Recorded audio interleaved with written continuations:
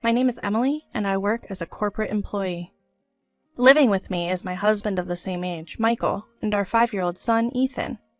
Michael and I met at a group date organized by a friend. Impressed by his straightforward character and persistent courtship, I felt safe and decided to marry him. In our early days of marriage, Michael was proactive with household chores, and I felt deeply cared for. I sincerely believed marrying Michael was the right choice. However, the days of bliss were to crumble sooner than expected. 2 years into our marriage, we were blessed with a new life. Michael shared in my joy, and I was convinced our happiness would only multiply from there. But reality had a different script. As my belly grew, I noticed a cold shift in Michael's attitude. I didn't push the issue, thinking he might be feeling the pressure of impending fatherhood. I thought his perspective would change once he saw our child. Yet, when Ethan was born, Michael's attitude changed further, and not for the better. Despite my exhausted state after childbirth, desperately trying to care for our newborn, he offered no help. His annoyance with Ethan's night cries led him to sleeping in another room more often than not. I took a year-long parental leave and returned to work, but without Michael's help, the daily grind of childcare and work was draining me. Worse, Michael's return home got increasingly later. Being a full-timer myself, I wanted to share house chores and childcare responsibilities with him. But Michael seldom came home early, shattering my hopes. "I'm overwhelmed doing everything by myself. Can't you come home a bit earlier?" "I'm working long hours for Ethan's sake. If you're not happy, why not work shorter hours?" No matter how much I talked, he disregarded my pleas, suggesting that I should work less. If we could live on Michael's income alone, the story would be different. But that's not enough. That's why I resumed work just a year later.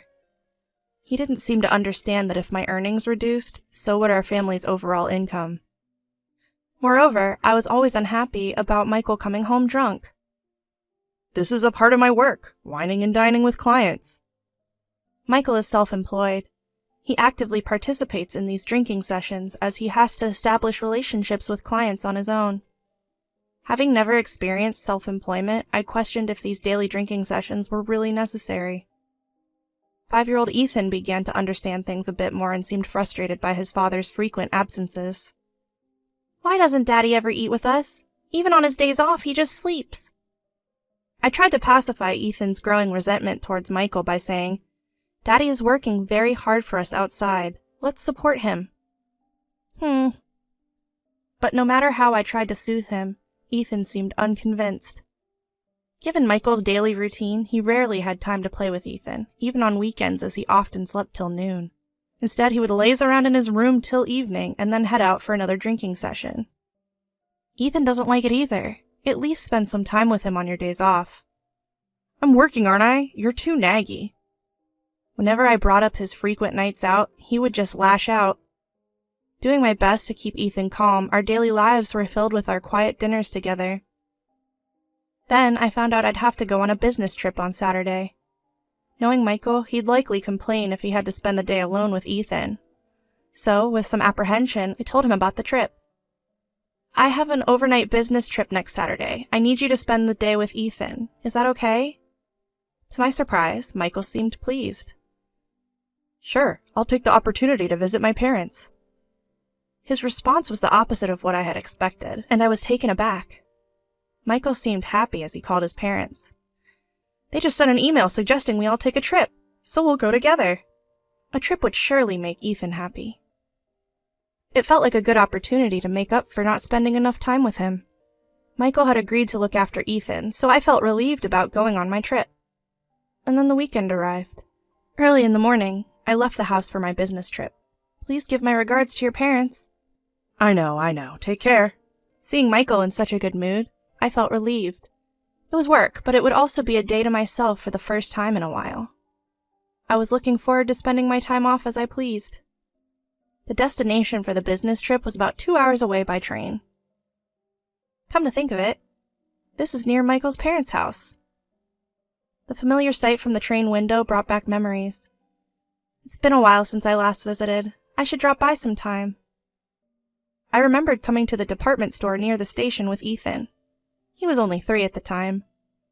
After lunch, Ethan was fussing about wanting ice cream. He cried so much that I ended up buying it for him. In the end, he was so full that he could only take a small bite, and it brought a smile to my face. He probably asked for it because we rarely came to this place. I remember being startled by how loud he was crying. As I was reminiscing about Ethan and watching the department store, I heard a boy's voice. "I want ice cream." "But we just had lunch, didn't we? You can't eat any more."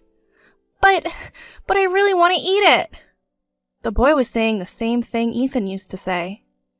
When I looked in the direction of the voice, I saw a sight that left me stunned. Ethan? There was Ethan and my in-laws. For some reason, Michael wasn't there, but he said they were going on a trip? My heart started pounding. Maybe Michael was in the restroom. Maybe the trip had been canceled. My mind was racing with different thoughts, and I was in a complete panic. Not understanding what was happening, I decided to call Michael to confirm his whereabouts. "Hello? Where are you now?" "Eh? We're at a hot spring with my parents." "I see. Right, of course." "Do your best on your business trip. Talk to you later." With that, he hung up. As I listened to the end of the call, I was left in utter disbelief. I had caught on to a big lie that Michael had spun. Convinced he was hiding something, I decided to dig into his actions in light of this incident. On Sunday evening, I made sure not to ask about how Michael and Ethan spent their day even after I came home. It was unnaturally quiet, Ethan not sharing anything about his weekend. Feeling a clear sense of unease, I resolved to gather evidence. The following day, Michael went to a social gathering after work as usual. He seemed heavily drunk that day, falling asleep on the living room couch as soon as he got home. Ugh, what a nuisance. I couldn't help but sigh at the sight of Michael, more inebriated than usual. Doing housework while looking at a drunken Michael was not a pleasant experience. After finishing all the chores, and just as I was about to leave Michael on the couch and head to bed, his mobile phone chimed. Seeing it as an opportunity, I peeked at his mobile phone to find a message on display.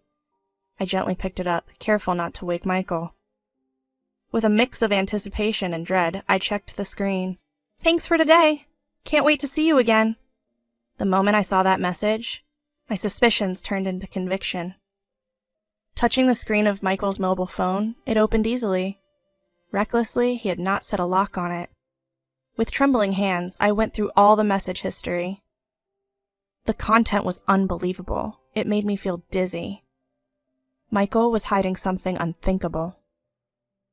The next weekend, Michael said he was taking our son to his parents' house again. "You didn't get a break last week, right?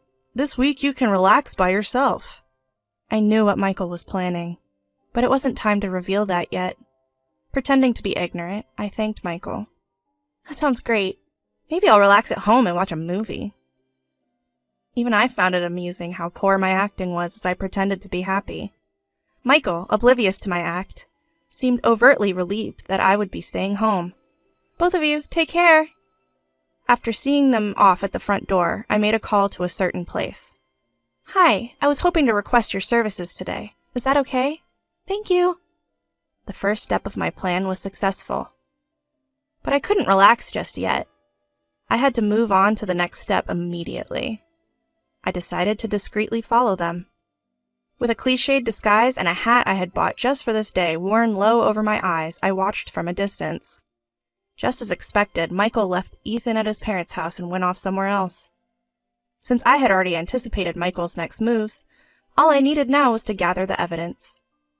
As my gaze shifted towards Ethan, I saw a lonely expression on his face. Seeing that face pained me. I couldn't stand letting Michael make Ethan feel this way without some sort of payback. I turned away from my in-laws' house and followed Michael to a cafe, his rendezvous point. "Oh, there you are. Sorry for the wait." A young woman arrived. Arm in arm, Michael and the woman disappeared into a nearby hotel. Without hesitation, I snapped a picture. I never imagined I'd get such compelling evidence so easily. I felt deeply disappointed in Michael's foolish actions. After just a few minutes, I called Michael, figuring he just entered the room. "Hello? What are you up to?" "I'm at my parents' place. Why do you ask?" Michael responded, his voice obviously flustered. "I thought you could do some shopping on your way home." With my cheerful response, his voice brightened as if relieved. "Oh, is that all? Sure, I can do the shopping, but my parents asked me to stay the night. I thought I might." "Well, that's okay. I can do the shopping myself." Once again, Michael was planning to leave Ethan at his parents'. I felt a rush of anger, wondering whether he lacked awareness as a father. I worked hard to hide these emotions. I no longer had any feelings of love for Michael, who continued to lie. After hanging up the phone, I decided to pick up Ethan, who was likely feeling lonely. "Hello, I've come to pick up Ethan." Arriving at my in-laws' place, they seemed puzzled. "We thought Michael and you were both busy today. Is everything okay?" "I don't have any plans." They seemed even more confused when I responded. "Mom, you wouldn't believe this. Dad said he would play with me, but he left me alone. This is the second time. I hate Dad." Hearing my voice, Ethan ran up to me, his face a mix of anger and sadness. "I'm sorry, honey. Let's go home and play together." "Yay! Let me get my things!" After confirming Ethan had gone inside to collect his things, I revealed the truth to my in-laws. "I have no idea what you're talking about." Simply put, Michael is cheating. I saw him entering a hotel. When I showed them the pictures, their faces turned pale. "What? That guy?" "Michael has been going to a bar after work and is involved with a woman there. I've confirmed their message exchanges." "Mom, I'm ready to go." Ethan's arrival cut our conversation short. "I'll send the details via email. I don't want to discuss this in front of Ethan." "All right, we understand." Leaving them with that, I headed home. The woman Michael was cheating with was a bar staff named Olivia. I gathered this from their message exchanges. However, Olivia seemed to be unaware of the affair. Why? Because she believed Michael was single. Michael had hidden the fact that he had a wife and child. From their messages, it appeared Olivia contacted him for business purposes, but Michael was under the impression that spending money would escalate their relationship. Most likely, young Olivia was blinded by the money. Believing Michael was single, she repeatedly met him. I decided it was impossible to continue living with Michael. Before I started tailing him, I had explained the situation to my parents and asked them to help me move out today. They were furious at Michael and readily agreed to support me. "Ethan, what do you think about us living at Grandma's place starting today?" "Sure, sounds good." Ethan was so engrossed in his game, I wasn't even sure he was listening to me. I realized I would have to explain things to him properly. "Welcome back. What a rough day for you. We've moved your stuff into your room." Upon arriving at my parents' house, my in-laws welcomed us with warm smiles. "Ethan, we made hamburgers for dinner." "Yay! I love Grandma's hamburgers." Ethan seemed delighted at the prospect of his favorite food, which put my mind at ease. We used to visit my parents' house frequently, since it was close to our home. Ethan, being fond of his grandparents, didn't object to suddenly moving in. Our room was filled with countless boxes. Actually, ever since I realized Michael's infidelity, I had been gradually packing our belongings. Knowing that Michael was going to see Olivia that day, I hired movers to transport everything. Despite my initial apprehensions, the move was successful. I realized I would never return to that house again. As I was unpacking, I received a call from Michael. "Emily, what's happening?" He sounded panicked. "Yes, what's the matter?" So I got a call from my parents, and when I rushed to their house, Ethan wasn't there. It seems you might be under some misunderstanding." "Oh, so it's a misunderstanding?" "Yes, it is. Even my parents are confused. They even scolded me." "Interesting." "Then, when I came home, all your and Ethan's stuff was gone. What's going on?" "It's exactly what it looks like. I can't live with you anymore. There's nothing more to discuss. Goodbye." I tried to maintain my composure as I hung up. It was too late for any explanations. Despite numerous attempts by Michael to contact me after that, I ignored him. "Ethan, there's something we need to talk about." I knew I had to talk to Ethan properly about this. "Daddy was friendly with another woman?" "You heard that?" I knew that hearing this would be quite shocking for him. While I was trying to find the right words to comfort him, Ethan's reaction was surprisingly calm. "I heard it. I don't want a dad like that. It's more fun being with Grandma and Grandpa." Ethan's feelings towards his father had already vanished. I consulted a lawyer about the next steps. Since I had substantial evidence, it seemed that pursuing a favorable divorce wouldn't be a problem. I had been obtaining evidence of the affair directly from Olivia. So, You're having an affair with my husband, aren't you? I'm sorry. He offered me money and But I didn't intend to have an affair. He said he wasn't married. I believe you. If you provide evidence of the affair, I won't claim compensation from you in the divorce proceedings. What will you do? All right, I'll tell you everything. Tearfully, Olivia spilled the beans. She must have been trying too hard to earn a living. Meeting customers outside the club was a breach of its rules. I promised Olivia that I wouldn't reveal her actions to the club, and in return she gave me information about Michael. Michael had been involved with Olivia for 5 years, starting when Ethan was born. The affair had lasted a long time, and thus the compensation amount in the divorce proceedings was significant. Afterward, I won a substantial settlement and child support in the divorce. As for Michael, he was abandoned by his family and the woman he had been smitten with stopped contacting him. Moreover, after paying the settlement, he was left penniless. His work was also negatively affected because news of his affair somehow leaked. He lost the trust of his favored clients and his income plummeted. He's now working multiple part-time jobs to make ends meet.